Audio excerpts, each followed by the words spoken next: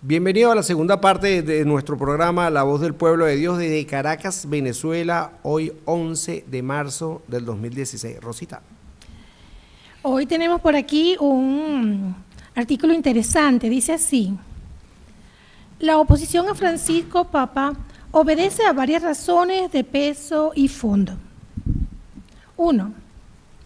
Su convicción profunda de la necesidad y urgente reforma de la Iglesia Católica a la luz del Evangelio, partiendo de la institución eclesiástica, es decir, cardenales, obispos, arzobispos, sacerdotes y congregaciones de la vida consagrada, porque la Iglesia es todo el pueblo de Dios.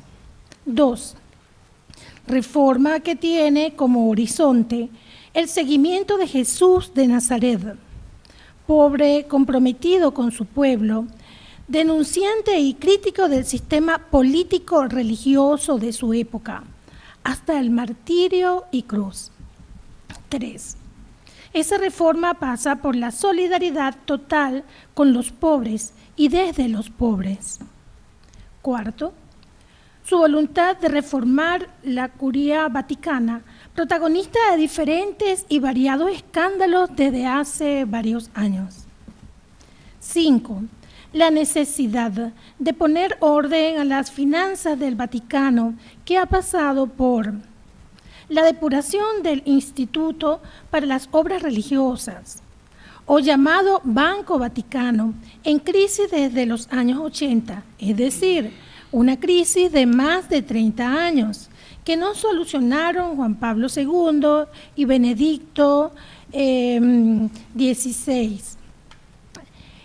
El banco se había convertido en una institución para lavar dinero mal habido de personas que nada tenían que ver con la Iglesia, salvo su cercanía con amigotes eclesiásticos, y en refugio de la riqueza de un buen número de eclesiásticos.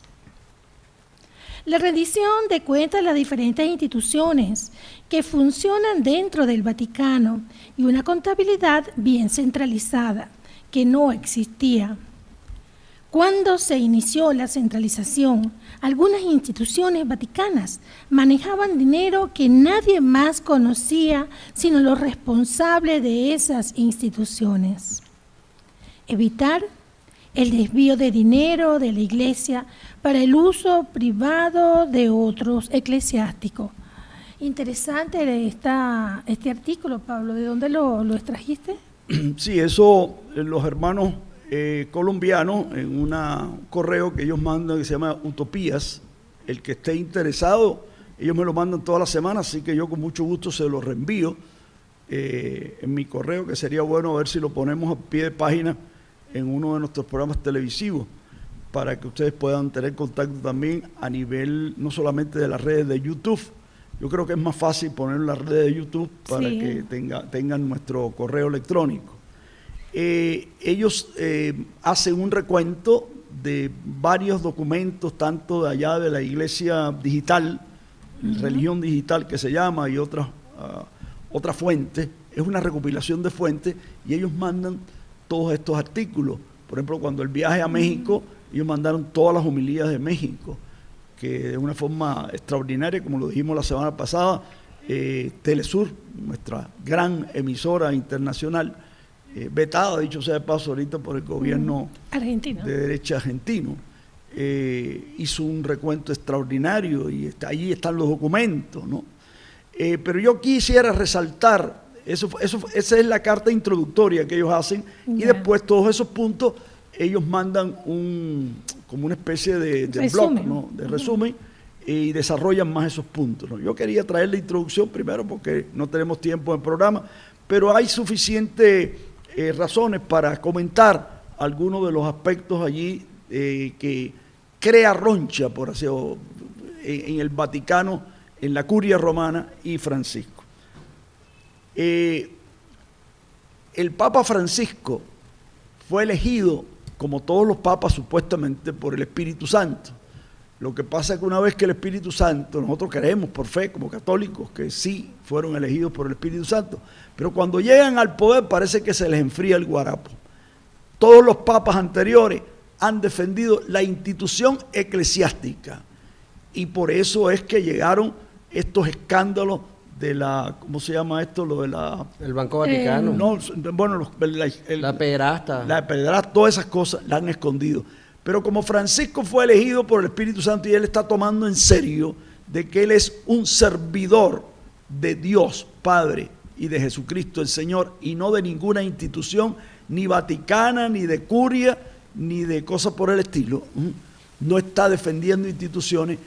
Él está siendo un profeta de Dios para que la iglesia cumpla con su misión de hacer el reino de Dios en la tierra, que ese fue el proyecto que Jesús nos dejó a nosotros como iglesia. ¿Qué pasa? Que la iglesia se institucionalizó y se aburguesó, por así decirlo, y se hizo imperio.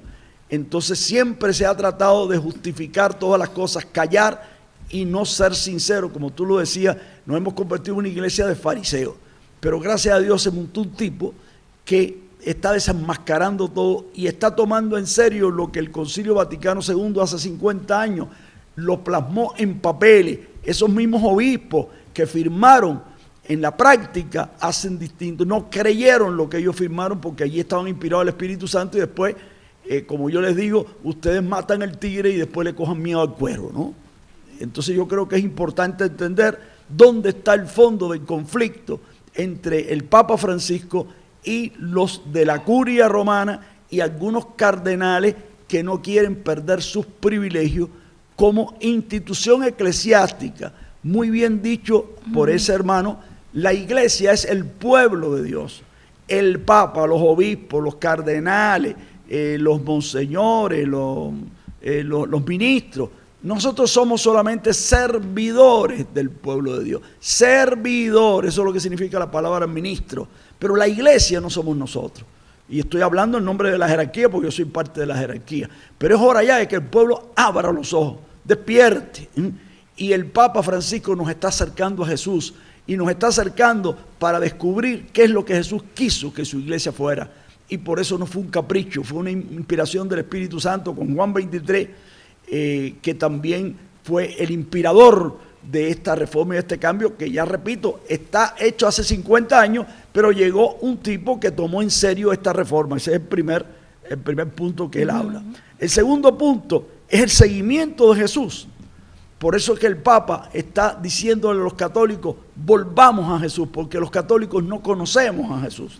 Tenemos que aproximarnos a Jesús, conocer cómo Él piensa, cómo Él siente, qué hace, por qué lo hace, a qué vino al mundo, cómo vive, para qué vive, cuál es su fundamento de vida. Y yo sigo recomendando este libro bendito que nos lo trajeron este año y que toda la iglesia está abocada a esto para un conocimiento mejor de la persona de Jesús. Es importante. Yo tengo el original, pero repito, por el correo electrónico ustedes pueden mandarme y yo con mucho gusto les mando los 8 primeros capítulos de este libro para que hagan la experiencia de Jesús, el conocimiento para poder seguir. Yo no puedo seguir un extraño, o como le mandé yo decir a mi obispo Jorge aquí en Caracas, la gente sí, perfecto, se llena el templo de San Francisco, de eso vamos a tener un programa especial, pero para seguir una estatua muy linda que refleja verdaderamente el sufrimiento de Cristo, que refleja el sufrimiento de los pobres y los humildes, es verdad, por eso los pobres tienen tanta identificación, pero es una estatua, hermano. Nosotros tenemos que orientar al pueblo para que sigan al que esa estatua quiere representar, pero que lo conozcan en vivo, que lo conozcan a Jesús de Nazaret, que vayan a Galilea y hagan el recorrido que hicieron los apóstoles para nosotros verdaderamente conocerlo a Él. Ese es otro de los proyectos que tiene. Salió precisamente en internet esta semana como una especie así de cliché, ¿no? Donde el Papa está abrazando a un mendigo y un cardenal lo regaña, ¿no? Le digo, chico, pero tú no puedes ser tan cristiano. Y esto en definitiva fue lo que le pasó a la curia romana, hablando de curia romana.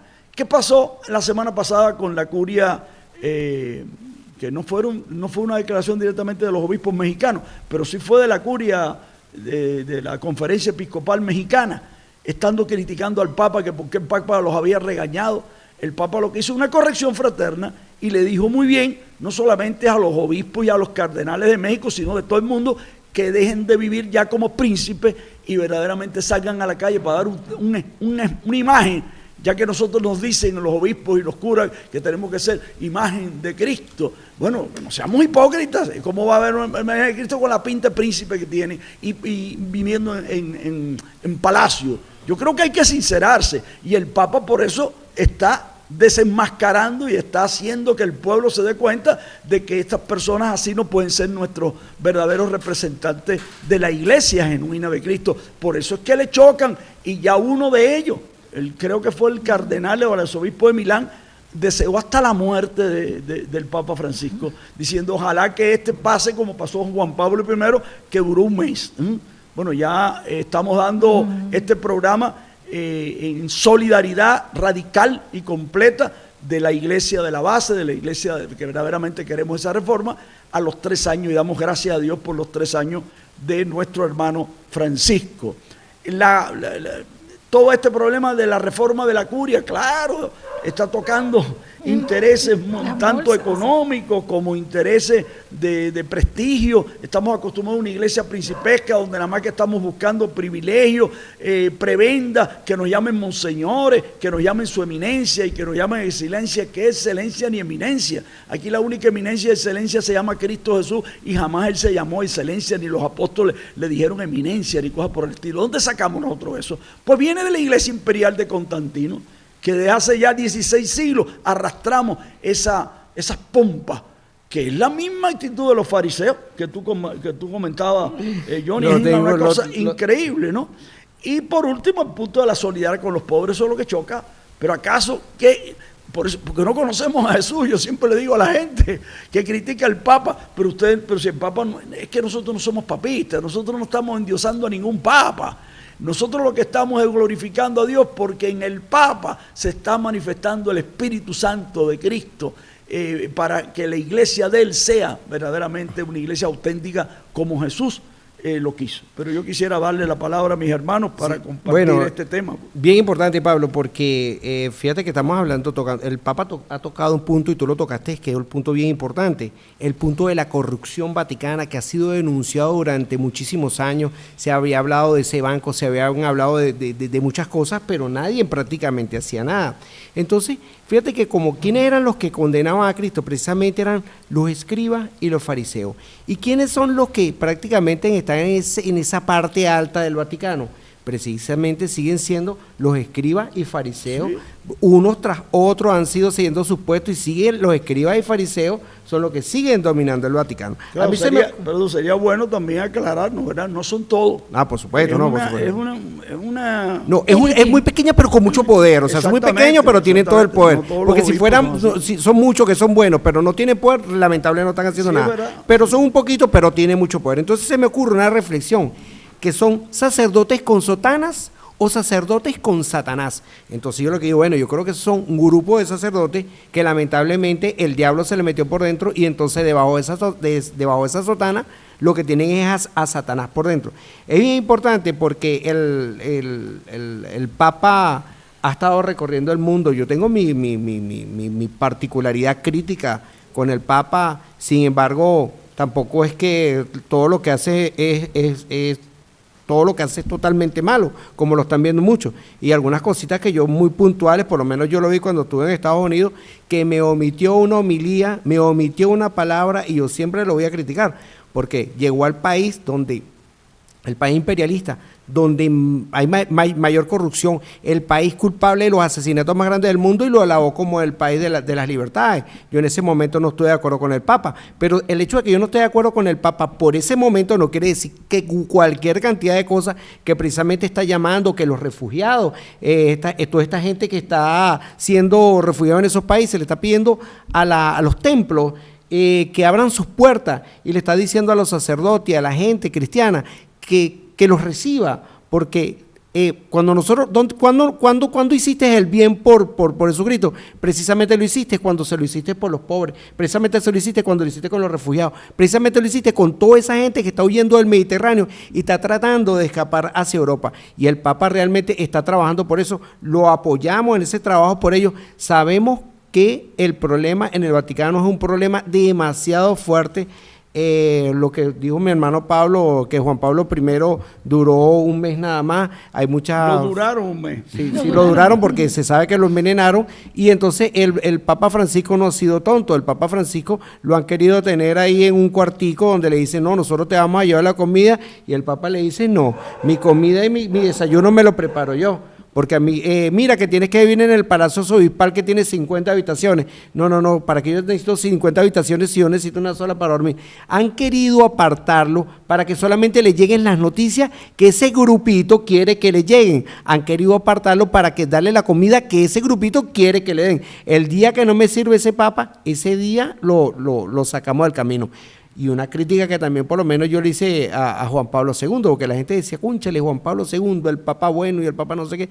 Yo decía que era el papa mediático. ¿Por qué? Porque como el papa nunca se metió con los poderes, entonces nunca hablaron mal del papa. Todos los medios de comunicación hablaban del papa bueno. Como no se metió con las corporaciones, entonces las corporaciones también apoyaban a ese papa bueno. Pero luego vino Joseph Ratzinger, que todavía, bueno, que fue el papa que precedió a nuestro hermano Francisco, y entonces lo primero que hizo Joseph Ratzinger fue criticar a los medios de comunicación por no decir la verdad, y criticar a las grandes corporaciones por estar explotando al mundo y estar explotando al pobre. Enseguida lo acusaron de pederasta, de que venía de los nazis, y agarraban las fotos más tétricas, donde se le veían las ojeras más fuertes por el cansancio, y lo colocaban con la cruz. Entonces tú veías esa foto de Joseph Ratzinger, de nuestro Papa Benedito, y entonces tú decías, cónchale, la verdad es que la cara no se le ve muy bien. Entonces lo empezaron a comparar con el demonio. Entonces tenemos que tener mucho cuidado, porque nos venden unos ángeles que no son tan ángeles,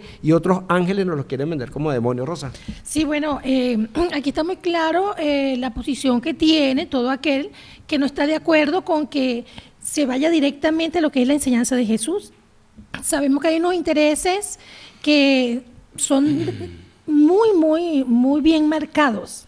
El poder religioso, el poder político. Militar y político, todo eso están ahí de alguna u otra manera. Pero en este comunicado, lo que más me llama la atención y que debemos resaltar es esa oposición a encontrarse con Jesús de Nazaret, el verdadero Jesús. Fíjate, aquí estamos con jóvenes que están a la vanguardia, salir adelante a nivel de los medios de comunicación, pero ¿cómo nosotros vamos a presentar la imagen de un Dios cercano, de un Dios que te escucha, que te encuentra, que te comprende? Sí, estamos hablando de religión. ¿Hasta cuándo hablar de religión? Si Jesús no era un Dios, no era un hombre de religión. Jesús era un hombre auténtico que ahorita le podrían decir un alto pana que te va a decir, mira, aquí estoy de acuerdo, aquí no estoy de acuerdo, pero vamos a echar para adelante. Hay que salir, pero hay que conocerlo. Entonces, si no tenemos esa dimensión humana, esa dimensión del hombre, esa dimensión auténtica de ese Dios que se hace hombre, que viene a rescatarnos, a levantar nuestra dignidad y a un encuentro personal con Él, entonces, si no tenemos esa dimensión, nos podemos quedar con esto, que es la religión, que es el poder. Sí, y es importante lo que tú estás diciendo, Rosa, porque Jesús no vino a fundar ninguna religión aquí. Jesús nos vino a enseñar una nueva manera de vivir. Él venía a dos cosas fundamentales: a enseñar el verdadero rostro de Dios, porque nosotros no conocíamos a Dios. Por eso es que, y creo que en unos programas anteriores lo decíamos en una conversación, en el Evangelio de Juan precisamente, el capítulo 14, cuando Felipe le dice, Señor, muéstranos al Padre y eso nos basta. Y él le dice, Felipe, tanto tiempo que he estado con ustedes y todavía no conoces al Padre, el que me ha visto a mí ha visto al Padre. Si, ¿cómo me dices a mí que te muestra al Padre si el que me está viendo a mí ha visto al Padre? Porque eso fue uno de los objetivos. Y el segundo objetivo es enseñar el proyecto de Dios, que es el reino de Dios. A esas dos cosas vino Jesús, a enseñarnos a vivir en el reino de su Padre. Y esa es la forma y manera como nosotros podemos ser cristianos. Por eso tenemos que superar las barreras religiosas, que como decía en el segmento anterior, las religiones lo que hacen es matar y condenar y destruir como si ellos no fueran pecadores, todos somos. Yo creo que es importante que entendamos que Jesucristo tuvo una posición radical, y eso es otra de las cosas que le choca de Francisco, es que Francisco se le acerca se le acerca a los pobres. Ahí en esta semana algunos de los jóvenes me estaban criticando y otro se me acercó que no le gustó esa crítica porque yo era muy revolucionario. ¿Y acaso Jesucristo no es revolucionario? ¿Acaso el Papa, cuando se le acerca a una persona pobre y humilde, cuando se acerca a los presos, aquel caso muy interesante en México cuando cuando el hombre se le para y dice: yo soy divorciado y vuelto a casar? La religión nuestra ha condenado siempre a los divorciados y vueltos a casar, lo ha metido para la paz y el infierno y le ha quitado la comunión. Y eso es así. Y el Papa va, los abraza, sale del altar, los abraza y le dice: Dios está con ustedes. Amén. Entonces, claro, y entonces sale ahí un video, que fue la crítica que me hicieron, porque yo critiqué al Vaticano, porque dice que el sacerdote no debe abandonar el altar para dar la paz. Es decir, pero ellos, el sacerdote es el que se queda así, inmutable, la gente dándose la paz contigo de lejito. No, imagínense ustedes Jesucristo, démonos la paz y se queda allí parado. Jesucristo va a acercarse, a abrazar a los pobres, a los humildes. Por eso ese cliché, aparece el Papa abrazado, como lo hace continuamente, lo hizo en Cuba, lo hizo en Perú, lo hizo en todos lados donde ha visitado. Entonces eso, tú lo decías, Johnny, aparte de que quieren acorralarlo y diabólicamente no quieren que él ejerza la función que le está pidiendo Dios, no la tradición y la institución de la curia romana, sino que él está rompiendo los moldes y está cuestionando. Eso lo hizo Jesús cuando lava los pies, eso lo vamos a comentar también en el programa la semana que viene. Entonces Pedro reacciona igualito que los cardenales. Oye, ¿cómo tú te vas a poner a lavar los pies? Si yo soy el súbdito y tú eres el maestro, y él lo dice: ustedes me llaman, bueno, hagan lo que yo digo. Y mire tú, Pedro habrá dicho: si este me lava los pies, que me tocará a mí lavar. Sí, es que fíjate. Entonces yo creo que es importante que entendamos que es que no estamos reflejando en la alta jerarquía lo que verdaderamente Jesús hace, y no estamos mostrándolo con hechos más que con palabras. Por eso Jesús decía, ahora te voy a dar la palabra, Rosa: hagan lo que ellos dicen, pero no hagan lo que ellos hacen, porque ellos no hacen lo que dicen. Tremenda acusación. Pero nosotros, repito, y me alegra mucho, Johnny, que haya ese comentario, nosotros no somos ni de Benedicto, ni de Juan Pablo II, ni de Francisco. Nosotros tratamos de ser fiel a nuestro fundador, a nuestro creador, a nuestro único maestro y Señor, que se llama Jesucristo, el Hijo de Dios, Jesús de Nazaret. Por eso somos cristianos. Si podíamos hablar de religión, tendríamos que hablar en la religión cristiana, más que católica, más que evangélica, porque esto es un programa ecuménico y lo que vale para la Iglesia Católica institución, también le vale a usted, mi querido hermano evangélico, y de otras instituciones en sus pastores. Revise usted las autoridades si están verdaderamente dando señal de que son siervos de Jesús. Esto es para todo el mundo. Sí, bueno, es que, como lo decía, el Espíritu Santo está transformando y está llamando a ese encuentro verdadero con Jesús. Aquí tenemos al Papa, un buen ejemplo de esto, y cómo hace tambalear lo que es esa estructura. Ahora, a nivel de aquí de Venezuela, imagínate, tenemos una estructura de gente que fue llamado en su oportunidad, pero estamos siguiendo todo un patrón. ¿Qué pasa? Que en la práctica no vemos esa cotidianidad, a excepción de los días en que son las confirmaciones, en que va el obispo a visitar la iglesia para acompañar ese día. Pero ese hombro con hombro, ese estar allí en la necesidad, eso no se ve. ¿Pero por qué? Porque la misma estructura establece que no, ellos tienen unos roles. Le impiden. Y claro, y entonces hay una rigidez que va enfriando esa fe, porque ellos no llegaron ahí por casualidad. En su momento fue un llamado, y yo lo creo profundamente, que una persona que decide cambiar su vida para la entrega de Jesús, para ese servicio, es una dimensión que solamente puede ser llamada por el Espíritu Santo. Amén. Ahora, ¿qué sucede con los nuevos jóvenes que se están formando para el sacerdocio? Que ellos están enmarcados dentro de la estructura. Y entonces ellos están siendo formados bajo esta rigurosa forma de actuar, que inclusive, tú lo mencionabas, el salirse del altar, eso es, ¿cómo va a ser eso? Si ellos allí, ellos son la imagen de Jesús. en ese momento. Pero es que resulta que la imagen de Jesús no es Jesús lejano. La imagen de Jesús es ese Jesús cercano que hace de lado todos los protocolos para acercarse a esa mujer que estaba en el suelo y que es incapaz ni siquiera de poder poner una mirada que pueda dañar o pues pueda alejar. Yo siento que efectivamente nuestro hermano Francisco es un hombre ungido por el Espíritu, ungido para una transformación. No sabemos hasta cuándo va a estar allí, solamente el Señor lo sabe, pero este momento ha sido congruente, es lo que queremos recalcar, congruente con el Evangelio, congruente con la palabra de Jesús, y solamente así podemos nosotros rescatarnos y transformar este mundo que lamentablemente se ha perdido en estructuras de poder, en estructuras de dinero, en estructuras de quién puede gobernar y quién puede levantarse por encima del otro. Lamentablemente, para cerrar esto aquí, también la iglesia ha sido instrumento de poder para someter al débil. Nosotros tenemos que hacer un llamado aquí, ser solidarios profundamente con el Papa Francisco para volver a nuestras raíces, dejar de lado el quererse ser superior porque se está en un cargo, se está en un puesto, se está ejecutando una actividad tal. No.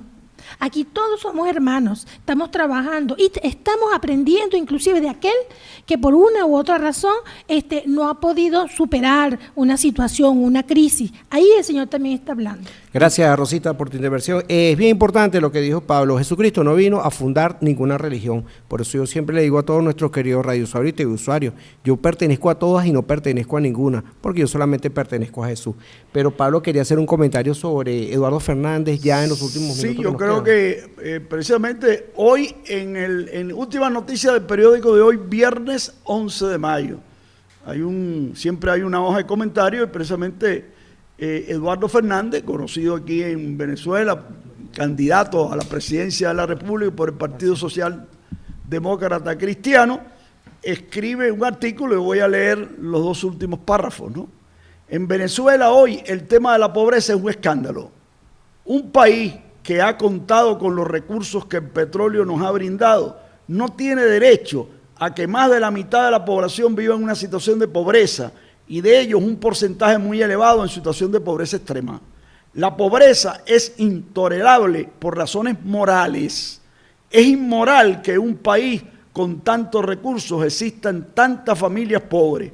También es inmoral que en un país en donde hay minorías súper enriquecidas al amparo del poder político existan tantos millones de venezolanos que no tienen acceso a los bienes indispensables para la vida. La pobreza es intolerable también desde el punto de vista económico. Una economía sana y floreciente reclama su mercado de consumidores que puedan tener acceso a las compras. Esto es incompatible con el cuadro de pobreza que ofrece nuestro país. Finalmente, la pobreza no es conciliable con la democracia política. No es democrático ni puede serlo un país en donde unos pocos tienen mucho y muchos no tienen nada. Seguiremos conversando, tenemos que conversar. Estamos hablando no de una persona de izquierda, ni un socialista, ni nada, sino de un dirigente político que incluso está en el lado de la derecha, en la acera del frente. Sin embargo, aquí hay un principio cristiano, pero yo le digo a Eduardo, lo que vale para el pavo, vale para la pava. Esto nos cae a nosotros en el proceso revolucionario, pero también les cae a ustedes cuando gobernaron.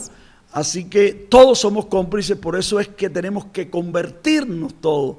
Y el mensaje es que nosotros cumplamos, y quiero terminar con esto, porque es una frase del apóstol Pablo que sale en una de las lecturas de esta semana. Dice así el apóstol Pablo: olvido lo antiguo y me lanzo hacia adelante sin volver atrás, en busca de lo nuevo que Jesús nos llama a hacer. Jesús nos presenta al Dios de la vida y no de la muerte. Él no quiere que el pecador muera, sino que tenga vida en abundancia, pero una vida nueva y distinta. Ahí está nuestro reto, ahí está el reto de la iglesia que quiere ser fiel a Jesucristo y no fiel a una institución ni a una tradición y mucho menos a una liturgia romana caduca y congelada que nos las han querido imponer. Nosotros tenemos que seguir a Jesús inspirarnos en su persona, en su manera de pensar, de sentir y de actuar. Tenemos unos minutos para despedir. Importante, nuestro hermano Eduardo Fernández se parece al texto del Evangelio de hoy de la mujer convertida. También todos los que están en el gobierno también tienen tiempo para convertirse en seguidores de Jesús, y verdaderamente tiene mucho que ver ese artículo, pero también tenemos que tener memoria histórica, porque no podemos hablar del presente sin acordarnos del pasado, porque si no en el futuro tampoco nos vamos a acordar de este presente. Bueno, le damos las gracias a nuestro hermano Kleiber Córdoba, a Franklin Barreto, a Jesús Blanco, a Nelson Suárez, Manuel Maldonado, a Rafael Fernández, al Espíritu Santo, Pablo Urquiaga, Rosa Mireya, a todos nuestros queridos radiousuarios y teleusuarios por acompañarnos este día. Rosita, unas palabras para finalizar. Bueno, en este momento quiero es pedirle al Señor que nos siga llenando de su espíritu, para que en todo momento podamos sentir que nos ama, que ese amor está allí, incondicional, que aun cuando estemos en el suelo, en una situación que no podamos salir adelante, podamos decir, sí puedo, porque todo lo puedo con Jesús, con Dios que me fortalece, y Él me levanta, y levanta esa dignidad, y te lo dice a ti, mujer, te lo dice a ti, hombre, que has caído, que estás en este momento, en esa situación, que necesitas de esa mano. Ahí la tiene, Él está contigo. Solamente abre los oídos y escucha su palabra. Amén. Pablo, para la bendición final. Y recuerden los que nos van a ver antes del acontecimiento, de que mañana a las 2 de la tarde hacemos cita detrás de la estación de Ruiz Pineda, allí en la estación del metro. Vamos a tener la gran peregrinación con todas las parroquias Antímano, Caricuao y Macarao hacia la iglesia de Antímano. Allí entraremos por la Puerta Santa, hemos decretado la iglesia de Antímano con nuestra catedral, y vamos a terminar con el obispo con una misa concelebrada con todos los feligreses de todo este arciprestajo de Antímano. Ya la semana que viene vamos a hacer un programa especial, solamente anuncio para las personas que nos van a ver en Telares y aquí cerquita donde llega TV Caricuao, que dicho sea de paso me dijeron que está llegando muy bien, muy nítido, en la señal abierta, de que el día lunes vamos a estar en La Montañita con el Vía Crucis Zonal. El día martes vamos a estar en la UD7, en las comunidades de la UD7, allá en Ruiz Pineda. El día miércoles vamos a estar en Reni Otolina, aquí cerquita de la estación. Y el día jueves vamos a estar en la fábrica de Telares, en el Vía Crucis de las comunidades de Telares hacia el Samán, allí cerca del Liceo Gran Mariscal Ayacucho. Están invitados a participar de estos Vía Crucis zonales. Y la próxima semana tendremos un programa especial para cubrir con TV Caricuao y Radio Macarao nuestra Semana Santa 2016. Están invitados a acompañarnos todos. Muchas gracias a todos con nuestro querido Radio Usuario. Les recordamos que pueden seguirnos por nuestro canal YouTube. John Oropesa, Rosa Mireya y Pablo Urquiaga se despiden de ustedes, Pablo, para la bendición final. Y que la bendición de Dios Todopoderoso, Padre, Hijo y Espíritu Santo, el Dios de Jesús, el Dios que no hace discriminación del negro, del blanco y del indio, porque Él es Padre de todos los seres humanos, no importa la religión, nos bendiga y nos mantenga unidos a todos los seres humanos de buena voluntad. Feliz semana quinta de Cuaresma para todos y para todas. Nos vemos la próxima semana. Amén. Amén. ¿Completo? Ok. Cuando te despidas.